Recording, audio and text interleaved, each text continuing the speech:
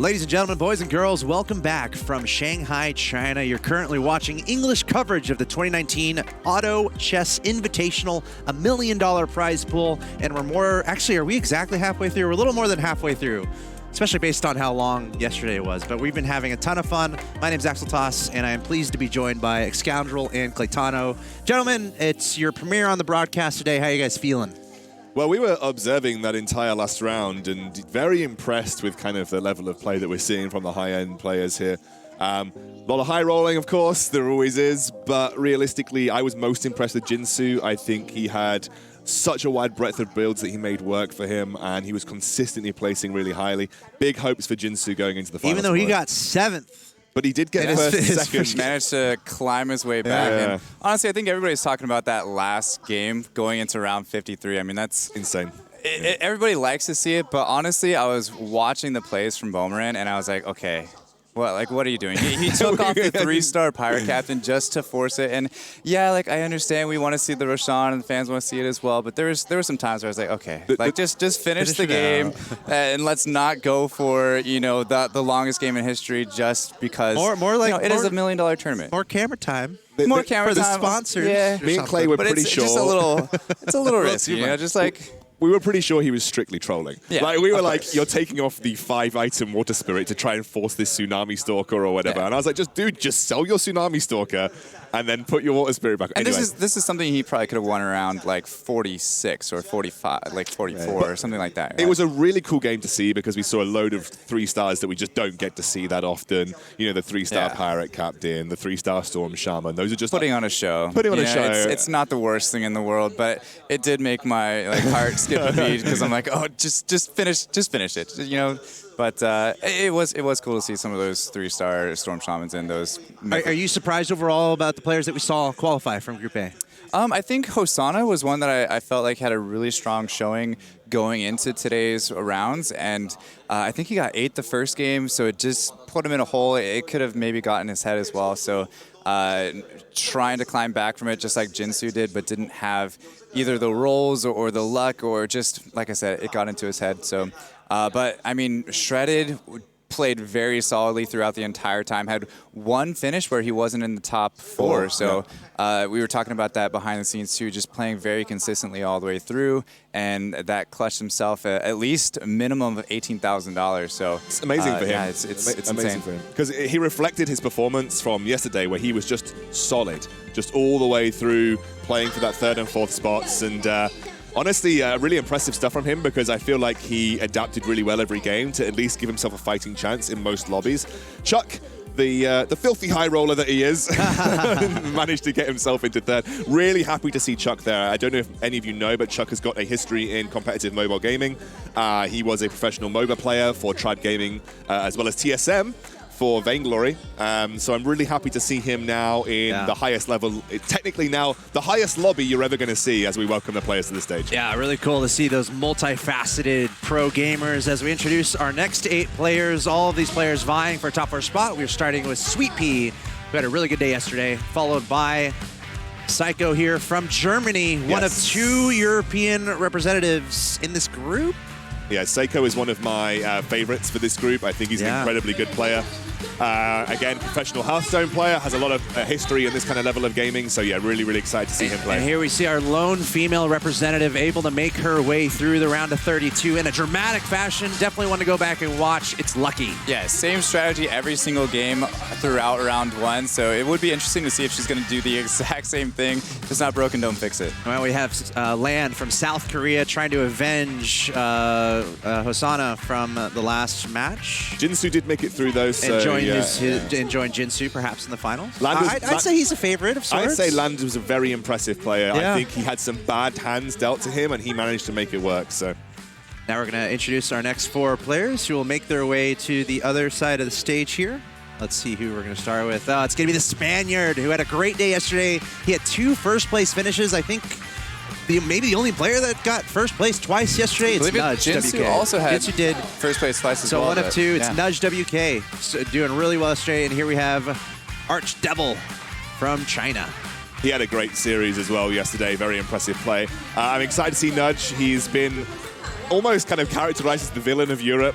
He's really confident. He's such a good guy to talk to and get to know as well. I'm really looking forward to potentially seeing at least one of our Europeans make it to the final tomorrow. There's Philip from Hong Kong making his way to his place. And finally, this guy made it through a tiebreak in his final match. The most dramatic fashion, it was against Miss Peace, I believe. Right. Kong tied with him, but was able to make it through on tiebreakers. Yeah, it came down to a couple tiebreakers, if I'm not mistaken. But it's going to be interesting to see how he bounces back into it, just being on the bubble now, pushing his way into the second day of the competition, and now having a chance.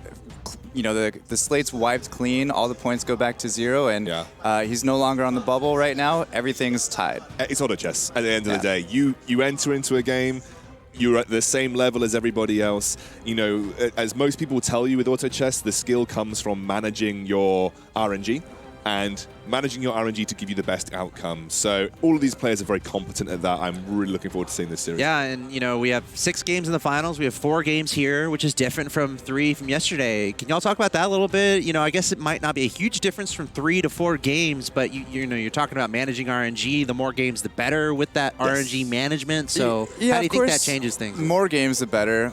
Best of 3 is a little harsh. It's almost like flipping a coin, but I don't want to say that it's that much because it does, you know, discredit those guys that do manage that RNG as best as they possibly can and make it as consistent as they can as well. But best of 4 does give them a little bit more leeway. So if they do lose one game, they're definitely not out of it.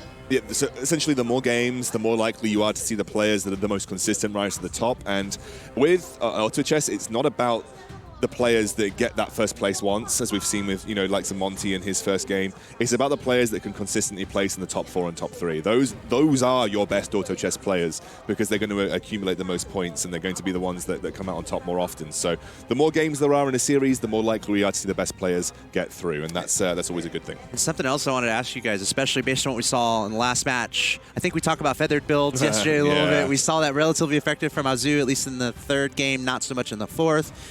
Speaking towards like non-conventionality or whatever the word might be, like what kind of back pocket strategies might we look out for if maybe these guys might have something standard that's not working and anything like that? You guys I want to add a caveat because I did hear the conversation about feathered.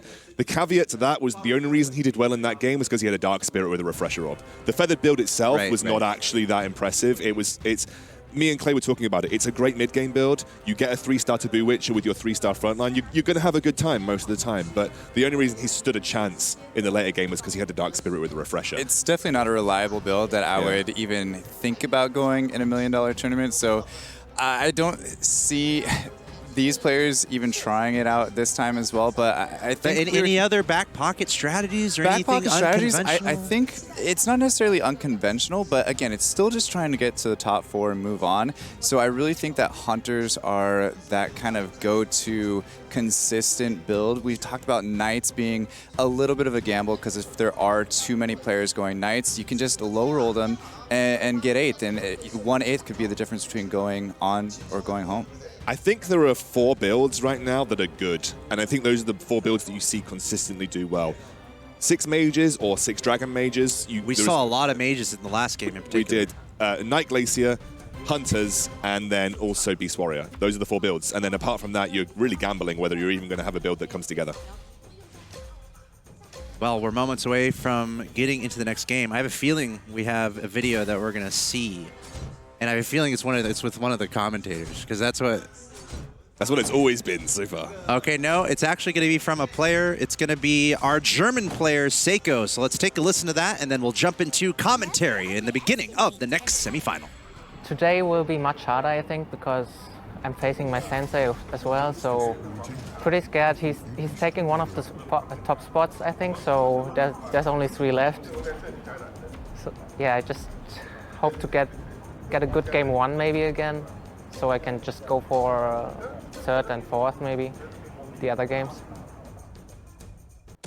Yeah, so he's talking about his sensei and being afraid of him, or basically giving him just giving him one of those 4 spots to move on. And yeah, I was actually talking to him a little bit earlier yesterday, and that sensei is Nudge WK that he's talking about. So it is one of the players that he wanted to stay away from playing, but obviously respects him enough to give him that nod. And I think he's definitely well within his realm to clutch himself a spot tomorrow as well. I think Seiko's got what it takes to stand up to Nudge. I think Nudge is a great player. For those of you that don't know, Nudge is also a competitive card gamer from the very popular game Gwent.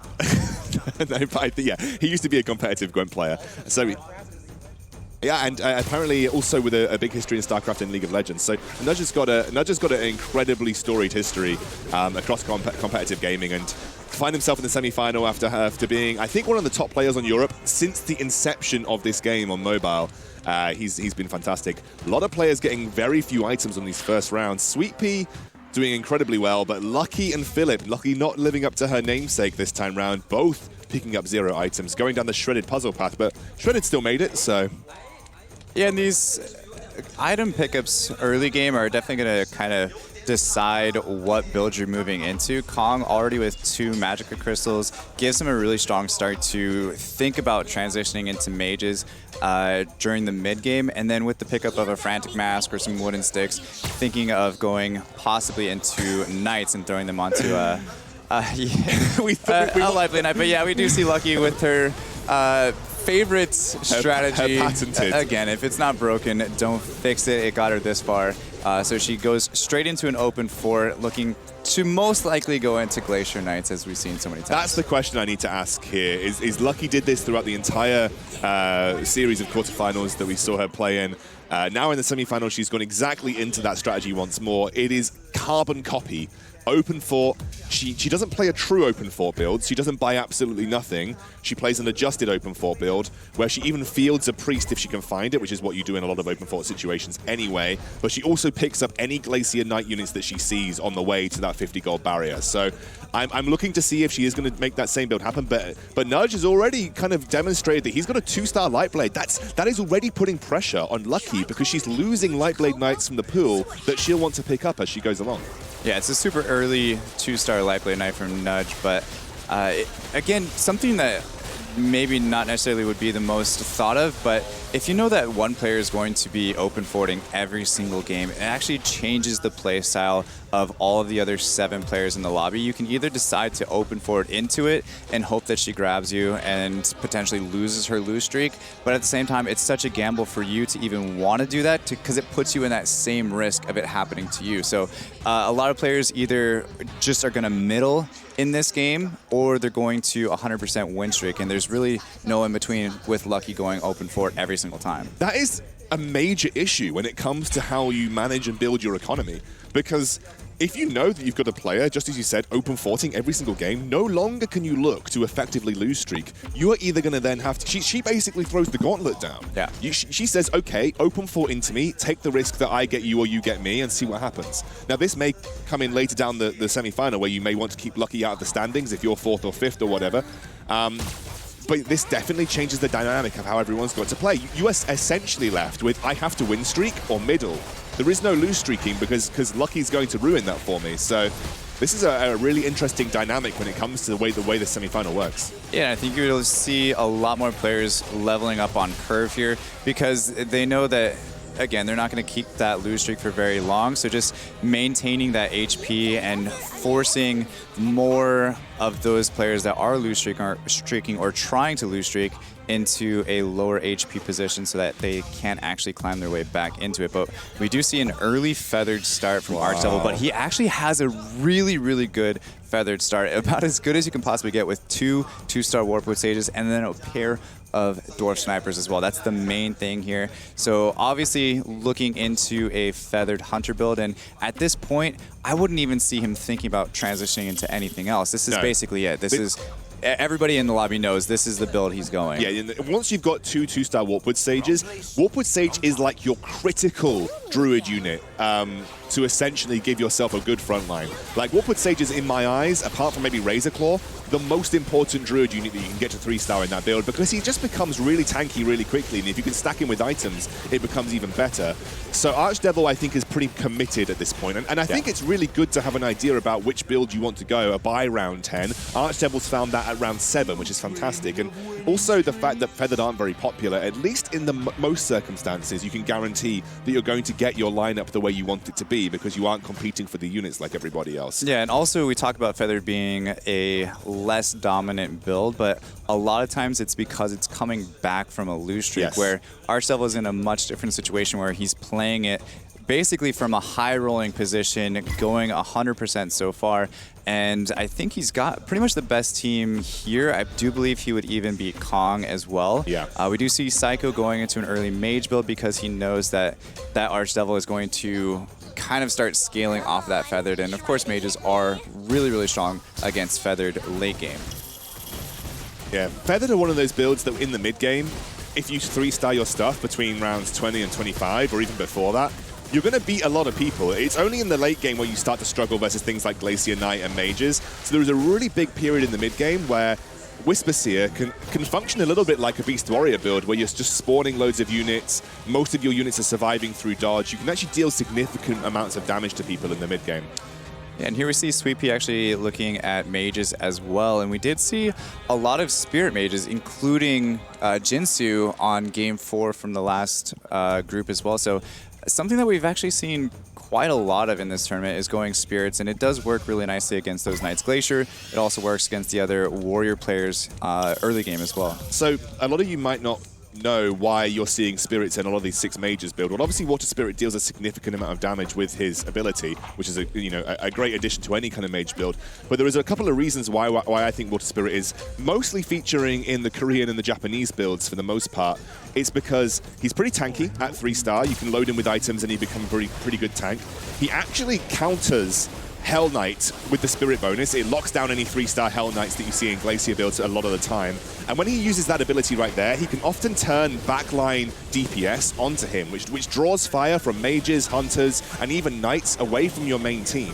So that allows the rest of your mages to function and get the damage down. Yeah, and if we actually go back to Sweet Pea real quick there, he's got such a thick bench right now. He actually rolled down to 0 gold trying to hit one of those 1, 2, 3, 4, 5, 6 pairs between all those different units, and unfortunately just found himself more pairs and put himself into a bit of a hole where he's not necessarily 100%, he's not lose streaking, and now he doesn't even have any economy. So at this point, for Sweet Pea, it's going to be extremely difficult to claw back from this. I don't blame Sweet Pea for the position that he's in right now. When you have that many pairs in the field, sometimes it's a good idea in the early game to roll down to secure yourself as many 2-stars as possible to give yourself a platform to win streak from. Like, I think that is perfectly okay. Yeah. He was just very unlucky not to find and complete any of those pairs. No, right there. Absolutely. That was the correct strategy going into it, but it's you're right, because look at everyone else's economy, and Sweet Pea isn't even level 6, so it's not like he's spent any gold to get up to level 5, or at least he's maybe only rolled once into experience, and he's at 5 gold. This is a big mountain to climb for Sweet Pea to get back into a good position now. No, definitely 100% agree there. And a look at the items here. We do have Archdevil with already a Dwarf Sniper with the Frantic Mask on him, land with half of a Refresher Orb, and some pretty low rolling items from Philip. He's only got 1 Cattle Hide armor to flaunt here, and we do see Lucky still possibly putting in some units now and actually not open forting anymore, going down to just 57% HP as well. So yeah, so she's gonna start looking for her 2-star 2-cost units between Howl Knight and Lightblade Knight here as quick as she can, but putting some units on the board does kind of alleviate that HP burn for the next couple of rounds if she can kill a couple here and there. So we are indeed seeing Lucky go for Glacier Knights once more. It's pretty much no surprises. No surprises there. What she will find, though, is I think Nudge was also going Glacier Knights, or at least that was the direction that we felt like he was taking. And that might mean that she is going to struggle to find some of the core things like Lightblade Knight. Unfortunately, Nudge is on the other end of the spectrum, where he's not found any Hell Knights, which is another core unit that you need to have at 2-star realistically going into the mid-game to give yourself the best platform for success. Doesn't have a Hell Knight, but he does have Priest, which is going to help him maintain that HP and set him up a little bit better than I think Lucky might be in. Although Lucky, like you said, already at 50 gold and already starting to look for those 2-star units. But I think Nudge's saving grace is going to be that fortune teller. Sweet Pea now actually looking at a Hunter build, which we've seen very dominant so far. Also at the 2-star Swordman as well. And quite a few units on the bench for upgrades. I think he's already got a 2-star Tusk in play, so this is just another one that he would be able to add in. Also with the Werewolf and the Wind Ranger there on the bench too. Yeah, Hunters have been really interesting for me because I feel like they haven't excelled. They've not been the first place builds a lot of the time. Most of that has been either mages, god mages, or Glacier Knights. Yeah. But they've been the most consistent build in my eyes. Like, they've been the build that has got most players to a top 3 or top 4 finish. And they're not usually a build that requires much competition because you just need 2-star backline. You don't need 3-star backlines. If you want to go for first place, you do need 3-star backlines. But a lot of the time, having a 2-star backline of Hunters is good enough with a beefy frontline to get you into a really solid position in a game. Yeah, absolutely. And of course, you do eventually want to go for that 3-star Dwarf Sniper, and that's your main carry. But we have seen successful Hunter builds without a Dwarf Sniper early game. Yeah. Of course, here we have Kong now building into a God Mage build with the early Soul Reaper as well for him. Of course, Jinsu won a game on the last round by playing God Mages, where he had the double God of War 2 with a Refresher Orb, which was rather high rolly. Haven't seen anything like that in quite some time, not even on ladder. Yeah, that was pretty insane. I think if you were going gods and got a God of Thunder and had a Refresher Orb 2-star, or God of Thunder 2-star with Refresher Orb round 21, I'd be feeling pretty good about it.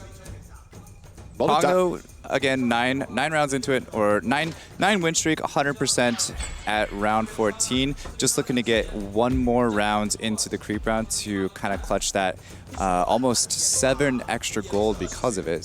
3 from the win streaks, and then of course the 1 from winning, and then a 3 from the creep round win streak as well. Nudge has actually fielded a full set of units once more. He has kept the Priest on, of course, just to make sure he's not taking much damage from the lose streaks, but he is indeed trying to continue his lose streak in a similar pattern to Lucky. Lucky has actually taken a significant amount of damage heading into the neutral creep round. Has she actually ended up winning here? Yeah. I think she just ended up winning coming into the wolf round. Now, that is actually something that's really interesting, and I don't know how you feel about this play. When you're in a situation where you've built a 10 loss streak into the wolf round and you lose it just before the neutral round, that is, in my eyes, the biggest feels bad man in the world, because you lose the free lose streak gold going into the wolf round. Yeah, no, I understand what you're saying on this one. However, with her being at 31% HP, I don't necessarily think it's the worst thing in the world to save that. Because imagine if she would have, say, lost another one extremely hard. She would have gone down to possibly 20% HP. And that's just, I would say, a more feels bad man than losing that extra 3 gold from the lose streak. Or actually even 2 gold, because she's going to gain 1 from winning, right? So it's just something in her position, I would say, it's fine. Yeah, it's fine. Just now start to level up and add in those extra units that she has on the board. And of course, still look for your Hell Knight 3-star, but she's kind of far away from it now. Already level 6. No sense in rolling anymore. Level up, get that extra Soul Reaper and 4 Knights in there. Yeah. And I think that's going to be her best strategy, and try to win streak from here on out. I think and she also can. not maybe greeding on that 56 gold so much to kind of ensure that she doesn't lose anymore at this point. Oh my god, 3-star Desperate Doctor around 16. I mean, it's not the ideal 3-star, but definitely out of the Glaciers, you're looking at it and thinking it's probably one of the best 3-stars you can get. That is such a big upgrade. She is on 100% going to be looking for a win streak position from this point forward. That is insane. And then it also is going to be putting pressure onto Nudge, because she's got the 2-star Hell Knight. She's got the 2-star Lightblade Knight now. She's in a great position to, again, find a successful Glacier Knight game off the back of an open fort. Yeah, and something we haven't seen too much of in this tournament is a God Mage build. We've seen it a few times, I would say just a handful of times compared to the other comps, and now we see Philip going it, and I believe there was one other player in the lobby going with a God Mage build, if I'm not mistaken, but he does have a Storm Shaman and an Egg on his bench, which putting in a 2-star Storm Shaman early with God Mage is ridiculous. It's Kong. Kong's found himself that God Mage build very early on. What I will say is I think a lot of this has been mediated by the 2-star Thunder Spirit. 2-star Thunder Spirit is absolutely insane and is integral to Mage builds. It's like the core Mage build for the mid game, the core Mage for the mid game. And combine that with a 2-star Flaming Wizard. I'm assuming he must have some Magicka crystals somewhere because he's not running with the source. Now, interestingly enough, Thunder Spirit generates his mana so quickly anyway that he doesn't really need Magicka crystals, but Flaming Wizard would to make sure that she gets her abilities off early enough in the fight. But if he's got Magicka crystals on the Flaming Wizard, he's probably having a great time here. Yeah, I think Kong is actually the player that picked up the 2 Magicka crystals after round 3, if I'm not mistaken. I'm just not sure where he put them. So it looks like one is on Soul Reaper, and then there's probably another one on his Thunder Spirit if I had to absolutely guess. Of course, Thunder Spirit or Flaming Wizard, if she does get her ultimate off a little bit quicker, then she generates that attack speed, and it would potentially be something that you end up selling later on. But it looks like picking up the Pirate Captain, he's going to be switching into more of a 6-mage Dragon Knight build later on, which I would say that it's a little bit stronger than a God Mage build, and God Mage really relies on the Thunder, God of Thunder as well. So we can have a look at Archdevil, who we were kind of following from the beginning of the game with this this feathered build. He has got 6 feathered on the field. He has got the Hunter build. He is essentially at the place he wants to be synergy-wise. Maybe not the place he wants to be unit-wise, but he is there. And I mean, he's going to have a great time. Like I said, if you can get to mid-game, in this situation where you've got your feathered druids starting to hit those 3-stars, you're in such a strong position to deal as much damage as physically possible. And I think he's definitely deserving of being our first placer because he's high rolled into Warpwood Sage 3, and that's such a great unit to have at this point in the game. Yeah, he definitely had that Warpwood Sage extremely early. I think he actually just made it like a poor man's Warpwood Sage, to be completely honest, because I didn't see a Razor Claw there. Of course, if he did have a Razor Claw, he would have still have it on his bench. But either way, he does have that 3-star Warpwood Sage. Just cost him a little bit more gold to get there, unfortunately. And here we have Lucky with a lot of Knights on the bench. Already has 6 Lightblade Knights and 5 Hell Knights, respectively. So she's not in a bad position, still staying at 49 gold for her. Has that Aegis Ranger on the bench because when she goes up to level 8, she's going to want that Aegis bonus in. She just, unfortunately, is going to want to have the Evil Knight instead at this point. But able to get by Kong just barely. I know that 3-star Desperate Doctor is doing a ton of damage, and Lightblade Knight as well, not doing too bad herself. Yeah, I mean, she's in a great position again. I'd love to compare her to Nudge right now, who's also running the Glacier Knight build. He did end up losing to her just by 1 unit. Nudge is... He's not found a Hell Knight yet. This is a rough position if you're playing as Nudge. You're in a situation where you're going to need to start rolling. I mean, I would even be, maybe once I get to level 8 next round, rolling down to 20 or 30 gold because I need a 2-star Hell Knight. You just need it at this point in time. And you already see that Lucky is taking a lot of those out of the pool right now.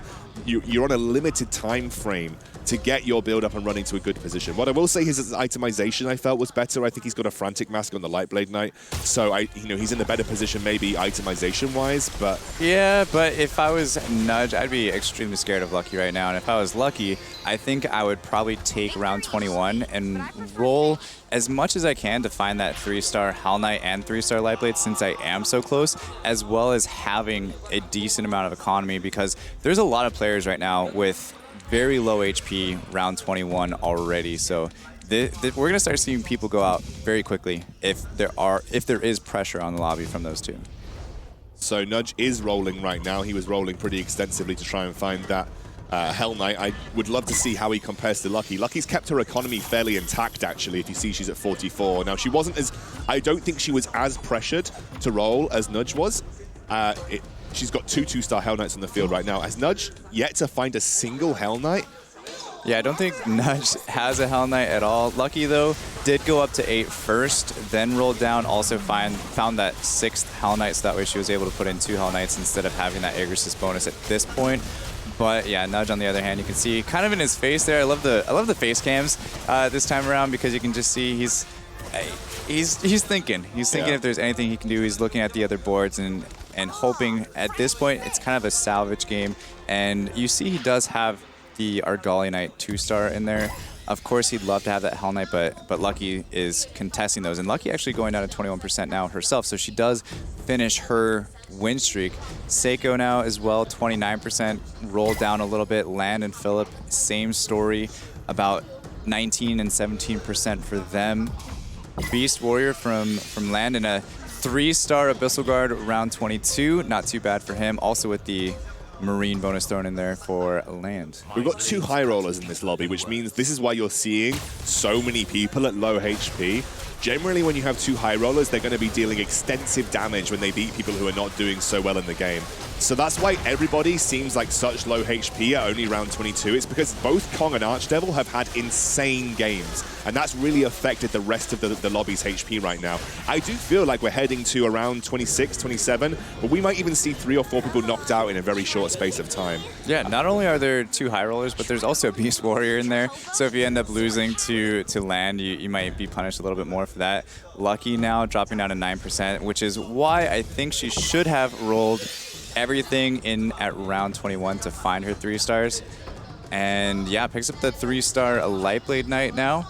A little bit on the late side, especially being at 9% HP, unfortunately. I still, I feel if she goes up against Archdevil, he's still got a good chance of beating her, especially if she's running the Berserker version of Glacier Knights instead of the Defector version. The Defector version is actually better versus Feathered because you're going to start to hex one of them, whereas with Berserker, he's just going to miss a lot of his basic attacks and he's going to become a little bit less relevant. But the 3-star Lightblade Knight is huge. Wow. Philip gets knocked out. Getting destroyed. Not only just getting knocked out, but he lost extremely quickly against Seiko. So I'm guessing he's going mages, because with a loss that quickly, that means those mages popped off in the matter of seconds there. And Sweepy actually going down to 8%, Lucky at 9%, Land at 12%, Seiko at 23%. What is Seiko's mages looking like right now? And yeah, he's got that 2-star Tortola Elder and the 2-star Dragon Knight. So he's actually looking in a really good position right now. 6 mages and everything else that he needs with it. And he's actually running the Storm Shaman frontline. This gives you less time because Pirate Captain would buy you more time,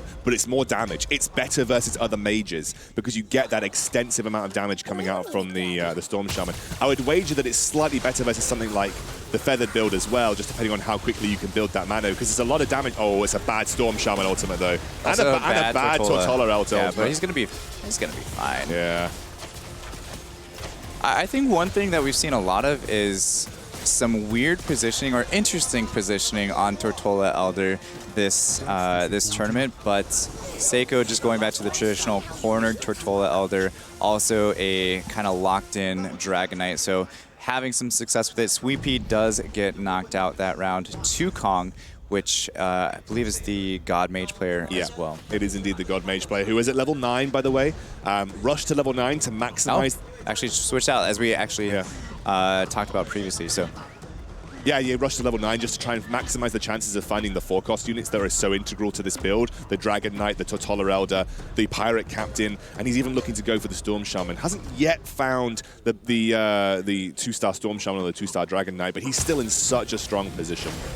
Yeah, and speaking about the positioning from Seiko's Dragon Mage team compared to Kong's Dragon Mage team, you can see a little bit of the differences here where he doesn't have Tortola Elder cornered, and he does have the Dragon Knight where it's not locked in. It does have a chance to move forward and take one melee hit before it ends up getting the mana up, which is something that you don't normally think of. You think, okay, Dragon Knight's just going to stay put where he's at, get his mana, and then transform immediately. But this almost makes it where he's a melee unit for about 3 seconds, 2 seconds. So my view on not cornering Tortola is I don't understand why you wouldn't. The reason I don't understand why you wouldn't is that both Source and Tortola have a 4 attack range. 4 attack range is one of the largest you can have, barring Fool and Witcher transformation. and it means you can always corner it, and it will always be able to basic attack no matter how you set your positioning up. By cornering Tortola Elder, you are minimizing the angles that it can fire its Kamehameha wave at. It's literally called that, guys. It's literally called the Kamehameha wave. But you minimize the angles at which it fires the Kamehameha wave, which means that you're less likely for it to whiff, essentially. So I don't know why you wouldn't corner it, but hey, that's just me. Yeah, I pronounce it a little bit differently. I pronounce it Kamehameha. Oh, I say Kamehameha. Oh, okay. Well, it's okay. Tomato, tomato. Lucky, though, showing why Feathered is not necessarily the greatest build right now. Feathered should, in all intents and purposes, counter Knight's Glacier. However, with the Razor Claw in there and Lightblade Knight attacking Razor Claw instead of one of the Feathered, it removes the chance of evasion from the Feathered units from Lightblade Knight's ricochet boomerangs. Yes, I think when Feathered had the previous percentage chance dodge that they had before they were nerfed by 5%, they were actually pretty good versus Glacier Knights. That 5% made a significant difference in the matchup, and now, for the most part, you find that they don't do so well. Let's have a look at Lucky here. He's taking on Seiko. See if his Beast Warrior can survive another round. He is so close to being dropped out. I think he should be okay, though. I think he's going to get through this one. Yeah, the Marine's definitely helping him out here quite a bit. Seiko with a decent Tortola ult there, but several 3 stars from Kong there, I believe it was. Oh, Lucky. I would just roll it, Lucky. You are so close to a 3-star Hell Knight here, and that 3-star Hell Knight will probably end up securing you a really, really good spot in this game. Oh, she got the egg, so... Yeah, there we go. Yeah, now she's feeling a little bit better there. A sigh of relief from her. And she should be able to climb up a couple more ranks here with a few players. I mean, yeah, we see Nudge with basically the same build as Lucky, just a little bit worse. A lot worse. A lot worse. He's not got any Hell Knights. He's got no 3-stars. He's in a pretty rough spot. He's going to be taking on Seiko here. We'll have to see what happens. I think Seiko's in a great spot, but actually the helicopter is a really good addition against mage builds because it just deals big flat magic damage, and in general mage builds don't deal with AoE very well, which is why mage builds generally tend to do well versus mage builds, and he's kept himself alive for another round here. He just needs to hope that maybe Land gets knocked out or Lucky has one bad round and he can maybe steal a place away. But I actually will credit Nudge and give him credit where credit is due. He didn't panic. He adapted the build. He put the Agali in and he said, I've got to make the best of a bad situation. And if he can somehow sneak 5th here, I think he would be happy given the quality of his build at this point in time. Yeah, here we have Archdevil actually going down to 28% HP after basically high rolling Feathered and playing Feathered from a win streak early on, and now just seeing that whole lead dwindle in a matter of rounds. So unfortunate for Archdevil, just trying to hang on here so that way he doesn't go out 6th after having such an extremely good start. But taking another look here at Seiko, not too many upgrades since the last time we checked on him other than that 2-star Doom frontline, which adds a bit of that meat that we talked about previously. Instead of being a pirate captain, just using what he can for now. You might think that his positioning is a little bit wild, but actually I quite like the way that Seiko is positioned. He's essentially trying to separate Doom and Storm Shaman out so that he can force them to take the damage, specifically force the Storm Shaman to take the damage, as Nudge does get knocked out just after Land. He goes down too, but Lucky finds herself in the top 4 with an open fort Glacier Knight again. This is a good start for her, and again, 3-starred everything. I mean, I was saying I don't think this strategy should work every game, but I'm being proven wrong. She's managing to, time and time again, turn an open fort Glacier Knight build into a winning strategy. I will give credit where credit is due. If no one is willing to step up to counter this and no one is willing to shut down the open fort, or by trying to take that risk themselves, then Lucky's going to be in this situation a lot. Yeah, that's the thing, is the only counter right now to Lucky and her strategy of open forting every single game is to just open fort yourself and hope that you kind of put her in this situation where she doesn't have that streak anymore. But it's just so scary because you know that you're taking that gamble and you're hoping that somebody else takes the gamble for you at the end of the day. But here's Seiko. Again, once more, taking a look at the items. We do have a Dragonbone Ballista on Archdevil's Dwarf Snipers, Scythe the Vice on that 3-star Desperate Doctor, or as I like to say, Despacito. Ex-Scoundrel. Yeah, I'm just going to not comment on that. All right, Seiko just trying to maneuver things as much as possible. He's splitting up a little bit, basically splitting up as to try and help versus his other mage counterpart, which is Kong.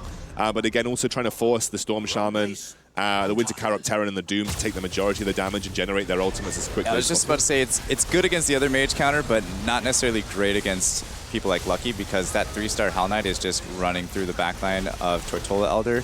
And this is not going to be enough to kill Seiko here, but Lucky is also not looking like she's going to be going out anytime soon. Archdevil winning his round against Kong, but I think Archdevil, if he gets put up against Lucky or Seiko, he could take quite a bit of damage. I think Lucky can beat pretty much everyone else in this lobby right now. Because if you think about it, it's a feathered build, which, as we have established, doesn't do too particularly well. This is a high-rolled Glacier Knight build. And then there's Kong and Seiko, who are pretty much on the same page. Kong may be slightly better off versus the Glacier Knight because he's running with the Pirate Captain, which buys you a bit more time.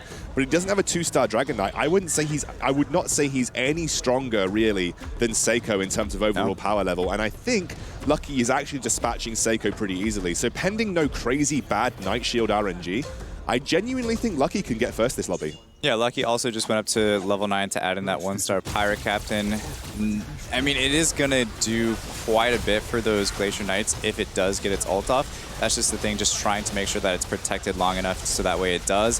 However, it doesn't get off this round, but no problem for Lucky here against Seiko. It doesn't matter. It literally doesn't matter at this point in time. I think it's very likely that the next person to go out will either be Seiko if he faces Lucky. I think Seiko can actually beat the rest of the players in the lobby. It's really going to be matchup dependent here. I genuinely think Archdevil actually has the weakest build out of these top 4 players, but because of his incredibly good, I can almost call it shredded puzzle like early game, where you just preserve as much HP as possible by doing really well in the early game.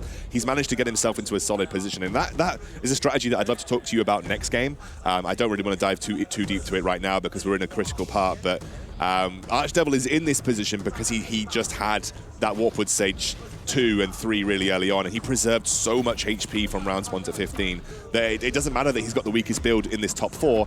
He can just afford to take the hits now because he didn't take them earlier. Yeah, it's kind of come down to matchup RNG right now, where Seiko, if he gets put up against Lucky, where he's going to be losing that first before Archdevil, probably can take maybe 2 more losses before he goes out, where Seiko is just 1 loss away essentially. So Kong up against Lucky kind of draws the short end of the stick, is going to have enough HP to continue on. However, Seiko is not, does get dropped to Archdevil, still taking a respectable 4th place. So Seiko, as you said, one of your favorites. Yeah. What do you think he needs to do going into the next game?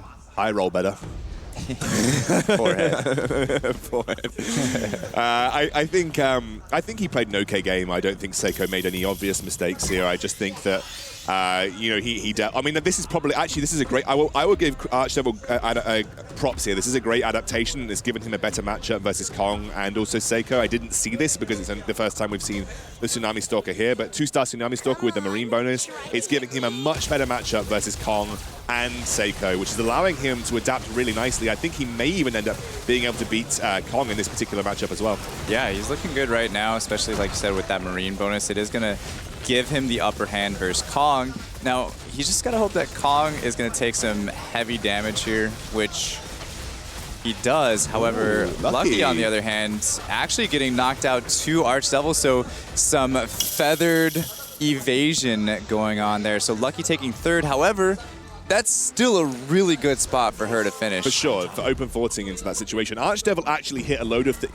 since I was talking about his build being weak, he actually hit a load of thresholds that has made him really strong. He hit the 3-star Shining Archer, which is actually a pretty big upgrade as well, because not only does that massively increase the HP of a hunter that's got evasion, it also massively increases the damage output of that particular unit, as well as the damage that the ability does too. So that's a nice upgrade for him, and it's given him a better outcome. And I'm wondering if he got some good itemization on his Warpwood Sage, allowing it to tank a bit more versus those Glacier Knight builds. But he's certainly got some units that have massively increased his odds versus both Kong and actually in that situation Lucky. So I will give credit to him. He adapted his build really nicely and high rolled into a 2-star Tsunami Stalker, which always helps. I do think Kong still has the upper hand in this. Level 10 versus level 9 Archdevil also has the 2-star Devastator in there, which is going to do basically everything that he wants it to do and doesn't really have to worry about the evasion at that point. Yeah, I think the positioning of Taboo Witcher is going to be important here, because if you position your Taboo Witcher right in front of the Devastator, you're going to limit what that can actually do. I do want to point out a unit that is pretty critical. There are two things, obviously, that is critical about Archdevil's build. He's got the Marine bonus in there with both the Siren and the Tsunami Stalker at 2-star, but also he's got the Shining Assassin, which a lot of people overlook as a really important unit versus mages. The reason it's important versus mages is it actually distracts them. And they get locked up attacking it when it uses its shields, so much so that it actually becomes a major sticking point for the Feathered build. Unfortunately, it got silenced, so it couldn't make its ability work out here, but if it can actually get to the backline and not get silenced, it's a really, really good unit to have in this matchup. Hey, you also see that Devastator just being absolutely devastating. You can't beat me. This is what we pay you the big bucks for, Clay. This is what we pay you the big bucks for. Oh, absolutely. I'm here all weekend. Don't worry. Got a pair of God of Thunders, and maybe not a pair of God of Thunders anymore with the pickup of an egg there. So 2-star God of Thunder coming in for Kong Archdevil. That might tilt the matchup now. That might massively tilt the matchup but now. I know you said it earlier. You actually hit it on the head.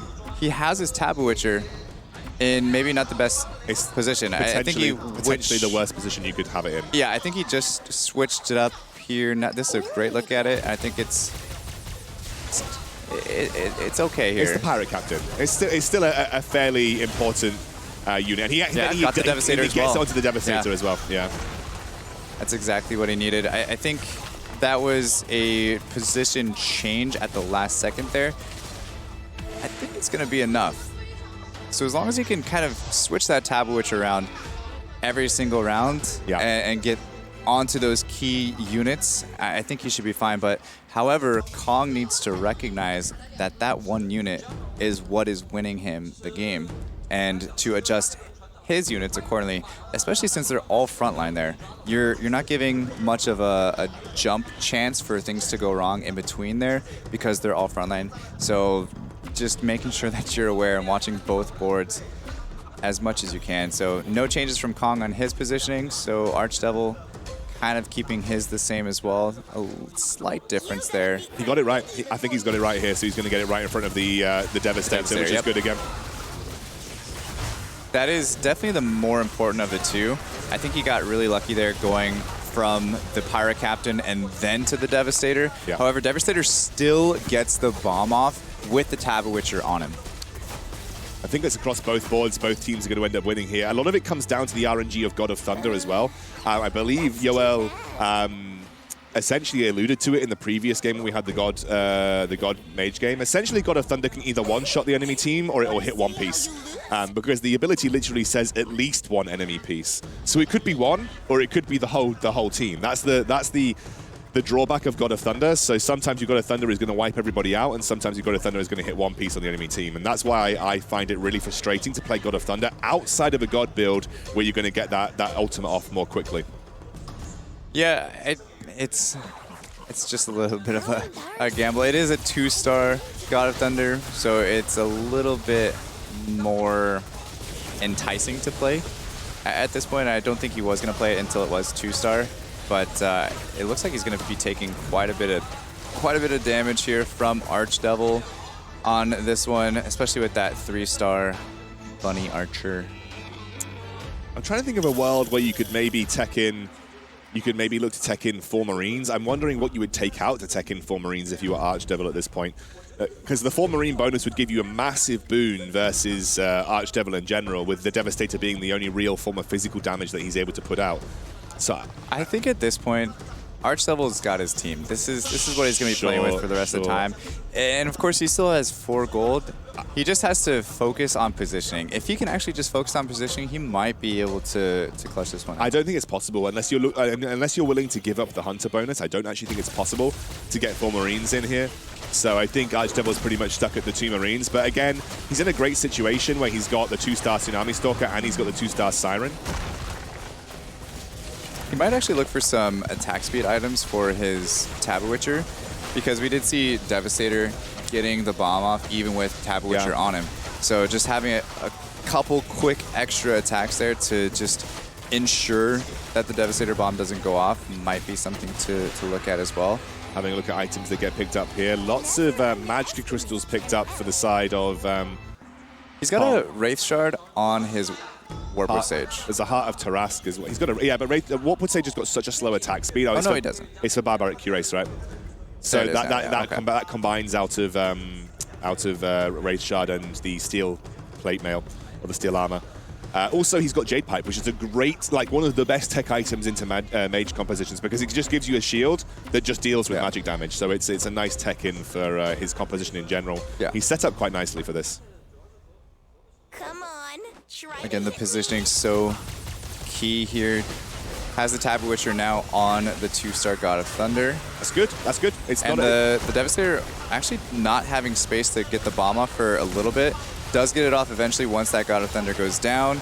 And that Dwarf Sniper just sitting in the back doing so much damage. So Archdevil looking really good. And Kong actually getting taken out. That's the first time we see a feathered build getting first place.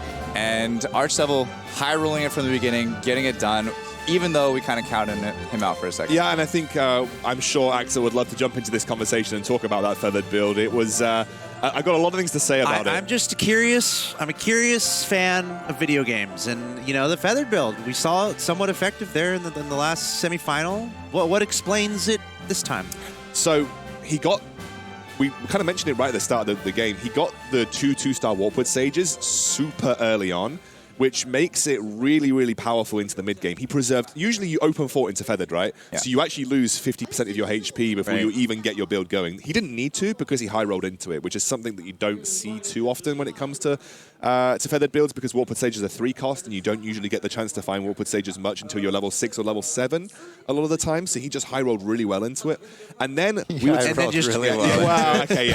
not a great term, right? But then he adapted his just builds. go with the flow with it, you know, if it works out. Well, Clay said really well, round 7, he's like, you don't move from this build at this point, and he didn't, and it was good. And then I said in the end game, I was like, I don't know how he's going to fare. He teched in so well. 2-star Tsunami Stalker, he was lucky to pick that up. He had a Siren that was doing so much work versus the Knights, and his positioning on Taboo Witcher was mostly on point. It's one of the most important ways that you deal with mages when you're playing feathered builds. It's about your positioning of that Taboo Witcher, because it burns the mana of the opponent that it's attacking, stopping them from getting their ability. I mean, he definitely played it smart, going up to level 10 as well, not just wasting gold trying to look for a 3-star Dwarf Sniper. He kept it at 2-star the entire time, which he had from pretty much round like 7 or something along those lines. So using that gold to give himself the guaranteed advantage, I think was also a really great idea from him, and eventually won him the game. I think that's one of the closest matches we've seen, actually, like coming right down to the end there. They were incredibly close in health up into the very end, as we see the match details here to see just how close it was. 31-10 there for Archdevil. I wish you could 28-13 there for Kong. I wish we could see the items for Archdevil. I don't know, obviously we can't at this point in time, but we talk about Glacier Knights and itemization. Feathered is another build that really scales well with itemization. Specifically, he had a ton. Specifically Warpwood Sage, because if you can make that Warpwood Sage tankier, it means that every hit that you dodge, you take no damage. Every hit that you take, you're going to take reduced damage. So it massively increases your effective HP as a unit when you have more itemization on your defensive units in Feathered. So he just, I mean, I talk a lot of crud about Feathered builds, but actually he just hit the perfect storm of Feathered in this game. That doesn't mean we're going to see Feathered go into this insanely OP meta. It's still Feathered. Yeah. He just happened to get the right build, the right items, and the right rolls. That's what you got to look for in a $1 million situation here. Very interesting to see just all the creativity come out. Maybe stuff we're not necessarily as used to, not necessarily expecting. Something else I wanted to point out there, which was made very clear on that last graphic, and also pretty clear by how full this audience is right now. The top 3 is all China there. Archdevil, Kong, and Lucky, and we got to talk about Lucky. Just a crazy game from her.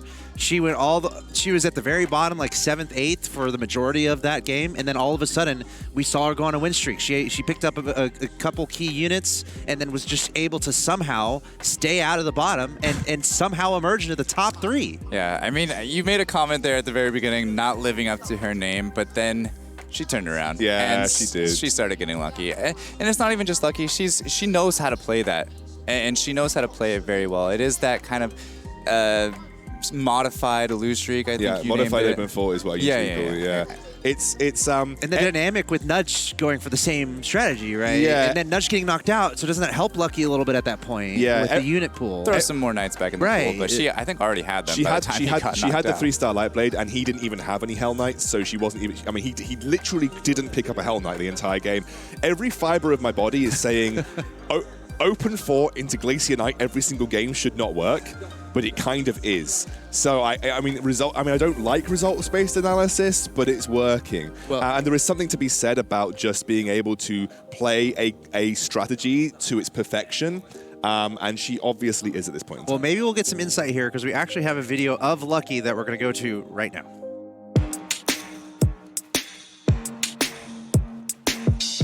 我男朋友介绍我玩，那个时候我们想一起找一款一起开黑的游戏，然后就他推荐了这个，可以翻吗？翻得出来吗？这样还或者就简单一点，就是我觉得我坐在这里有3分运气，然后7分可能是我喜欢玩一些就是攒经济的套路，就是让自己就是这种有更多的机会去，就怎么说呢？就多点几下来牌，那个要怎么说呢？就比较重体验，不是很重视结果吧。我只是想看一看，就是首先就是控制冰山技能走到多远，还有就是能有这么好的一个机会来参加这样的活动，也感到十分荣幸嘛。然后来体验一下，因为我是一个没有任何电竞经验，也并非是一个主播的素人嘛。